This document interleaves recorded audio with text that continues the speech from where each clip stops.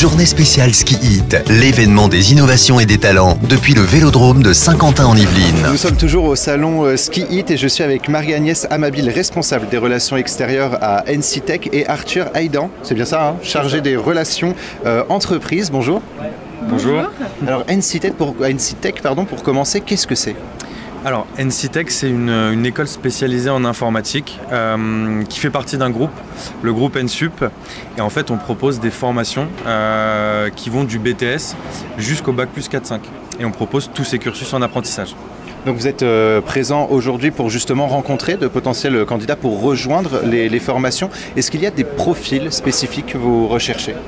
Alors, tout dépend en fait de la formation que l'étudiant veut faire. En fait, par exemple, typiquement quand on intègre un BTS, en général on sort d'un bac. Mais on peut très bien intégrer l'école directement en Bac plus 4-5 ou directement intégrer l'école en Bac plus 3. Après, tout dépend des profils des étudiants, sachant que nous, on est une école privée, donc on est hors Parcoursup et on a notre propre schéma d'admission. Alors justement, quelles sont les formations que vous proposez au sein d'NCTech ? Alors, on a deux pôles différents. On a décidé d'avoir un pôle en développement et en innovation, donc qui va plus travailler et proposer des formations sur la partie développement informatique. L'idée étant du Bac plus 2 au Bac plus 5 de nous amener vers le management de projet en informatique. Et on a le pôle système et réseau, où là on va avoir une partie système et réseau comme l'indique son nom, et une partie cybersécurité.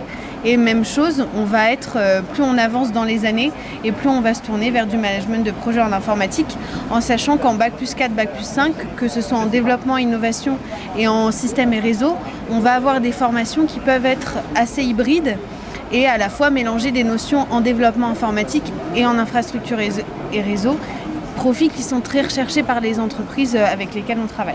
Justement, il y a encore quelques années, on ne parlait pas énormément de formation dans le numérique ou dans l'informatique. Aujourd'hui, il faut, vous l'avez d'ailleurs énoncé, il faut toujours innover, se remettre en question pour proposer les bonnes formations pour les besoins des entreprises. Alors il y a un gros travail effectivement qui est fait. La chance qu'on a, c'est qu'on est un groupe qui existe depuis 30 ans, mais on a la chance d'être à taille humaine et donc d'être relativement flexible et de pouvoir changer chaque année de formation. Nos plaquettes changent chaque année parce qu'on fait évoluer justement nos formations, notamment dans le numérique. Effectivement, les besoins sont très changeants, les besoins sont très forts. On sait que c'est un métier, ce sont des métiers extrêmement en tension, mais à la fois le besoin d'aujourd'hui et dans 3 ans ne sera pas le même.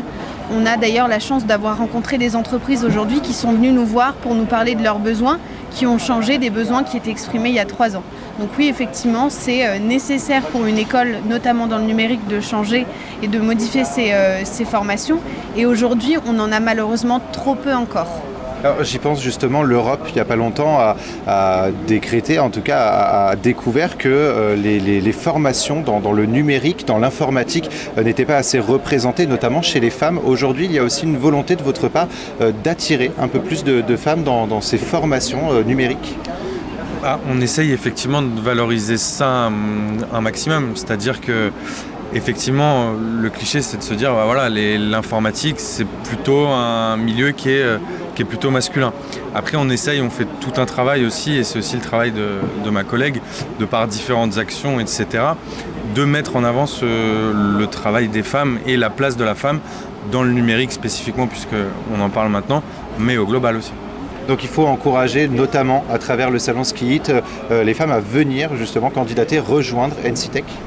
Oui, bien sûr. Et la chance qu'on a aujourd'hui, c'est que la parole se libère. On a une communication aussi très forte sur les réseaux sociaux. Donc, en fait, à travers des actions quotidiennes, par exemple, le portrait de certaines femmes ingénieures, le témoignage, le mentorat, etc., ce sont des actions qui aujourd'hui permettent de montrer de nouveaux exemples de carrière professionnelle, exemples qu'on n'avait pas forcément il y a quelques années et qui aujourd'hui peuvent inspirer les jeunes femmes et les femmes de manière générale et les tourner vers les métiers du numérique. Moi-même, j'ai fait une école d'ingénieur.